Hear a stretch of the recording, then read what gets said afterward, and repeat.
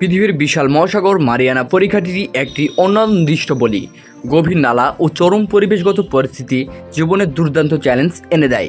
সমুদ্র পরিখাটির সামনে অংশটি প্রায় 10,935 মিটার। যখন প্রশান্ত মহাসাগরটি প্লেট ফিলিপাইনের প্লেটে ডুবে যায়, তখন প্রায় 2 বা 550 কিলোমিটার দৈর্ঘ্য এবং 69 কিলোমিটার পন্থের সাথে একটি পরিখা গঠিত হয়। এটি মারিয়ানা লেন্সের উত্তরসরে আকার। ফলস্বরূপ দুইটি প্লেটের সংঘর্ষের ফলে তাদের মধ্যে একটি অন্য প্লেটের নিচে ডুবে যায়। এই প্রক্রিয়াটি ড্রাইভ বলা হয়। এটি একটি রহস্য যা পৃথিবীতে অন্তর্ভুক্ত হতে পারে। এই রহস্যটি গভীর সমুদ্রের পরিবেশ সম্পর্কে আমাদের বোঝার অভাব থেকে আসে। প্রকৃতপক্ষে এখন অবধি আমরা কেবল জ্যাক স্পার এর তাদের ফাঁকি দেওয়ার সহ প্রায় 20টি সমুদ্র সৈকত খেলোয়াড়কে অনুসন্ধান করছি।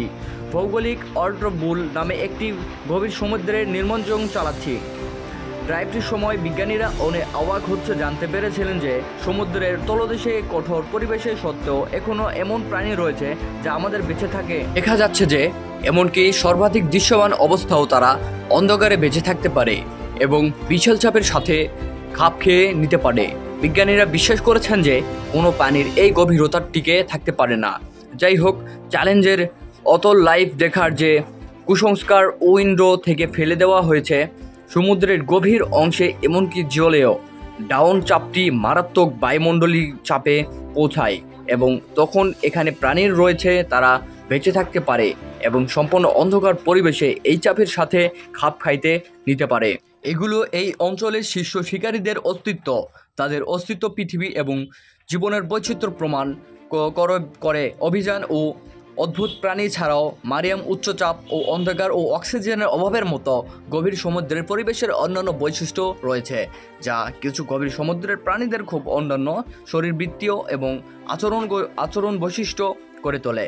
কিছু গভীর সমুদ্রের মাছ জৈবিক দেহের আলোতে শিকারী বা অংশীদারির আকর্ষণ করতে পারে।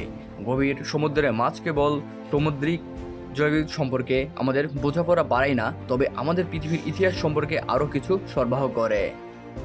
সো বন্ধুরা, ভিডিওটি আপনাদের কাছে কেমন লাগেছে? যদি ভিডিওটি আপনাদের কাছে ভালো লাগে তাহলে আমাদের চ্যানেলটিকে সাবস্ক্রাইব করে একটা লাইক, একটি কমেন্ট করবেন এবং আপনার মতামত জানাবেন এবং ভিডিওটি বেশি বেশি করে শেয়ার দেবেন। ধন্যবাদ। আসসালামু আলাইকুম। সবাই সুস্থ থাকবেন। পরবর্তী ভিডিও নিয়ে আবার আপনাদের সামনে হাজির হব। এজন্য চ্যানেলটিকে সাবস্ক্রাইব করে দেবেন এবং আমাদের সাথে থাকবেন এবং 5 ওয়াক্ত সালাত এবং ইবাদত ইমান আমলের সাথেই থাকবেন। ধন্যবাদ।